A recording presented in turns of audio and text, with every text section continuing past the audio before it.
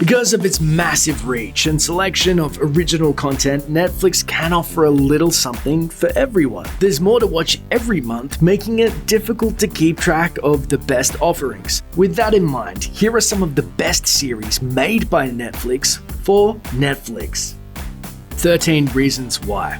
One of the saddest teen-oriented shows in recent memory is also one of the best. Based on the novel by Jay Asher, 13 Reasons Why is a provocative, often unsettling examination of bullying, mental illness, assault, trauma, and suicide. The 13 reasons of the title refer to audio tapes recorded by a high school student named Hannah, with each side detailing a different reason why she took her own life. It's not for the faint of heart, but 13 Reasons Why is definitely a must-watch. Orange is the New Black.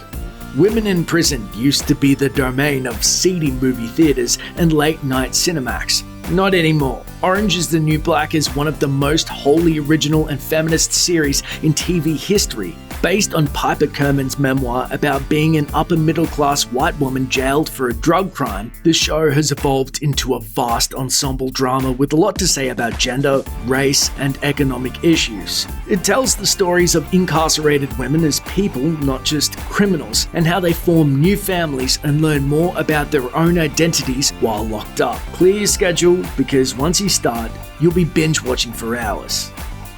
Stranger Things.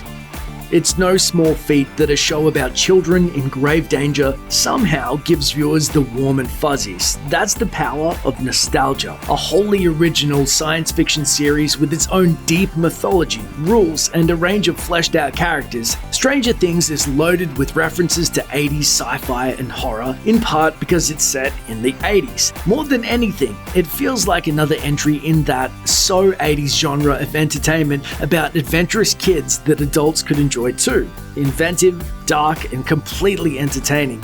Never say die. BoJack Horseman.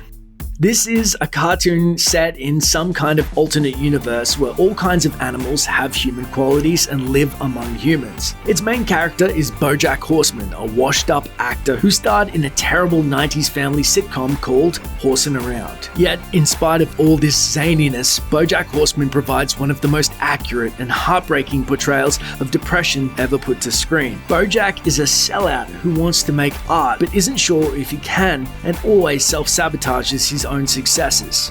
Lemony Snicket's A Series of Unfortunate Events. While the 2004 adaptation of the Kitty Goth book series, Lemony Snicket's A Series of Unfortunate Events was certainly delightful. The problem is that there was only one. There are multiple best-selling books about the forever doomed Baudelaire orphans, and now they all finally get to come to life via a Netflix original series. Neil Patrick Harris stars as the wicked Count Olaf, an actor by trade who uses his access to wigs and makeup to worm his way into the lives of the kids so he can steal their inheritance. The versatile Harris is perfectly cast as Olaf, and he also sings the theme song, warning the viewer to stay away from the show because it's just too bleak and troubling. The dark and playful humor is balanced with whimsical, dreamlike imagery, making a show that's guaranteed to entertain all ages. Arrested Development.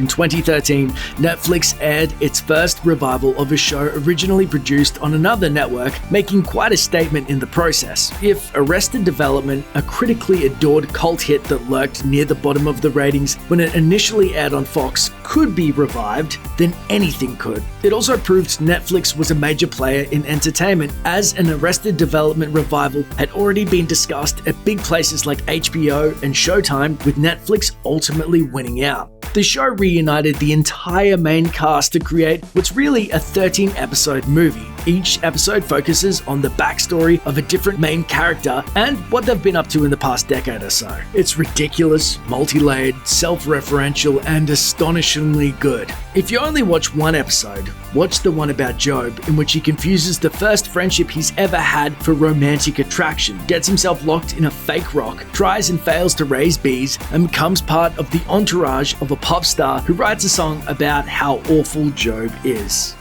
Flaked. How many Netflix shows is Will Arnett on anyway? He's the voice of the title character on BoJack Horseman. He plays a prominent figure in a series of unfortunate events, and he co-starred in the Arrested Development revival. Arnett also co-created the quiet dramedy Flaked, about a recovering middle-aged alcoholic trying to put his life back together after killing another man while driving under the influence. His recovery includes making stools, fighting with his best friend, and tooling around Venice, California on his bike. It's a sometimes poignant, sometimes funny show about a numb guy in paradise trying to take action but never quite getting there. Wait a second, is this just a live-action BoJack Horseman? With Bob and David. Mr. Show with Bob and David ran on HBO from 1995 to 1999 and became one of the most highly regarded sketch comedy shows of the 90s. Many of its cast and writers went on to become comedy icons, including stars David Cross and Bob Odenkirk, as well as Paul F. Tompkins, Tom Kenny, and Scott Aukerman. Gathering all those talents together to make more top-notch sketch comedy after nearly 20 years apart seemed impossible. But Netflix was able to do it with the 4-episode miniseries with Bob and David. Time has passed, but the magic has not, and these sketches are worthy additions to the Bob and David canon. If you loved all the absurdity of the original, you'll definitely get a kick out of the revived series. Making a Murderer. Along with HBO's The Jinx, Netflix's Making a Murderer reignited the public's fascination with true crime stories. This exhaustive and extraordinarily compelling series analyzes every possible aspect of the 2005 murder case for which Wisconsin man Steve Avery was charged, and as the series shows, a lot of things don't quite add up. Was evidence planted? Were police out to frame Avery because he was suing them for wrongful conviction and imprisonment for an earlier crime? Did police coerce a confession out of Brendan Dassey, Avery's accomplice and nephew? Making a Murderer is equal parts riveting and enraging, and its real-world struggle is guaranteed to get you hooked. House of Cards. Based on a British miniseries, House of Cards details the slow, methodical, and deadly path by which Southern politician Frank Underwood seeks out and obtains the power he's so obsessed with. Over the course of several seasons, cold-blooded Frank does whatever he needs to do to ascend the government ladder. Even if political dramas aren't usually your thing, House of Cards is bound to suck you in. Master of None. Less a serial comedy series and more an anthology of standalone episodes, Master of None is definitely a unique addition to the Netflix library. Comedian, actor, and writer Aziz Ansari and his writing partner Alan Yang won an Emmy for this series, which is probably the first to really capture the millennial point of view. It's thoughtful, wise, and even legitimately touching, but also hilarious because Ansari can't help being funny. The Crown. Quiet, slow-building stories about British monarchs are nothing new to television. It's the bread and butter of PBS and the BBC after all. And yet, The Crown is something entirely different. Shot at a cost of $100 million, the most expensive series in Netflix history, it's an extraordinarily ambitious project that aims to tell the complete life story of Queen Elizabeth II from childhood to coronation to the present day, as she struggles to keep England together in the post-war years and learned how to be a stateswoman from the incomparable Winston Churchill, portrayed by John Lithgow. Keep in mind that Elizabeth is still alive, but she'd find it hard to be offended. It's all done with an empathy and humanity not generally given to larger-than-life figures, especially ones that can seem as cold and distant as English monarchs. We see her grieve, we see her insecurities, we even see her getting flirty with her husband Prince Philip. The Crown is also absolutely gorgeous. The set and costume design is so lush and spot on that you could swear it was shot right in Buckingham Palace. The OA. This sci-fi show is about a mysterious young woman who reappears after disappearing for 7 years. Only now she's covered in scars, calls herself the OA, and can see even though she used to be blind. It's a dark, labyrinthine series about death, the afterlife, science, violence, conspiracies, and human spirituality. In short, it gets deep and it gets weird. It's a good thing that Netflix doesn't charge by the hour, because we'd all rack up huge bills trying to figure out the OA. Black Mirror. a dead TV series returning to life thanks to rapidly spreading technology? That sounds like an episode of Black Mirror. Netflix revived Charlie Brooker's creepy British sci-fi anthology series for 6 new stories. They're all vaguely set in the very near future and, like the original series, examine the often damaging effects of the place where humanity and technology intersect and how that relationship affects our humanity and dignity for better or for worse. Santa Clarita Diet. Yeah, there are a lot of zombie shows on TV right now, but Santa Clarita Diet has them beat. First of all, it's just as gory and disgusting as The Walking Dead, but it's a lot funnier. Drew Barrymore and Timothy Olyphant star as Sheila and Joel Hammond, Southern California real estate agents who hit a bit of a rough patch in their marriage when Sheila turns into a zombie with an insatiable desire for human meat. Naturally, she must turn to murder, but Joel is on board, as is their teenage daughter Abby and their macabre-obsessed neighbor. Sheila taking a huge bite out of life is a great metaphor for choosing to live life to the fullest, but this is still a zombie show, so there are plenty of gross-out moments. No spoilers, but this is probably your only chance to see the star of Never Been Kissed bath up a swimming pool's worth of sludge. That was a crazy amount of vomit. Well, I'm not a medical expert, so I can't say what the proper amount of vomit is. It was a huge amount. Daredevil.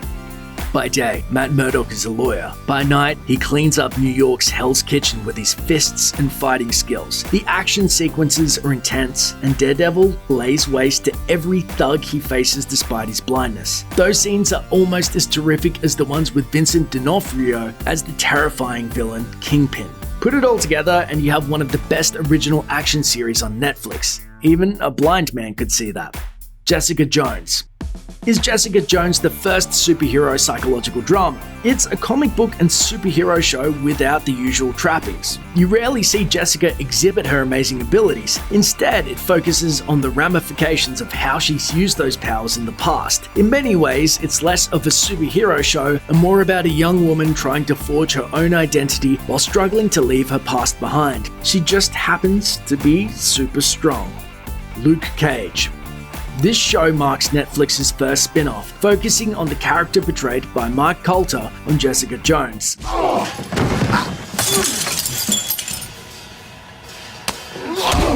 It's another Marvel series that reflects the real world and its culture, history, and race relations. Luke Cage is a human story about a superhero trying to navigate a world in which he sometimes feels he doesn't fit in, which makes a great allegory about a young man trying not to get swallowed up by the underbelly of urban society. Thanks for watching. Click the Luber icon to subscribe to our YouTube channel. Plus, check out all this cool stuff we know you'll love too.